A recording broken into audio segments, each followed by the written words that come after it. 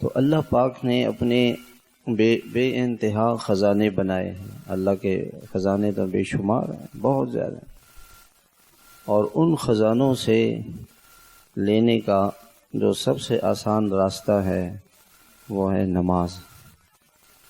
اللہ کے خزانوں سے لینے کا راستہ ہے نماز۔ وَاسْتَعِینُوا بِالصَّبْرِ وَالصَّلَاةِ، اللہ تعالیٰ سے مدد مانگو، یعنی اللہ پاک خود ایک نسخہ بتاتے ہیں کہ اللہ کے خزانوں سے مانگنے کا طریقہ کیا ہے کہ صبر کرو، اور صبر کے بہت سارے معنی ہیں۔ اللہ کے حکم پہ جمنا، گناہوں سے نفس کو روکنا،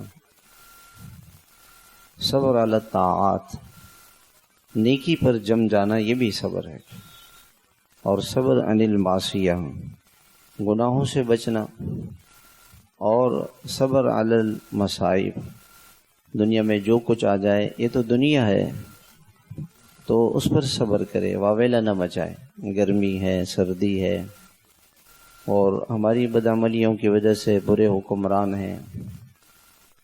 شیطان نے ایک جملہ لوگوں کی زبان پہ چلا دی ہے کہ جی بدعملیاں تو اور لوگوں کی بھی ہیں، اور جگہوں کی بھی ہیں، ہمارے ساتھ کیوں ایسا ہو رہا ہے؟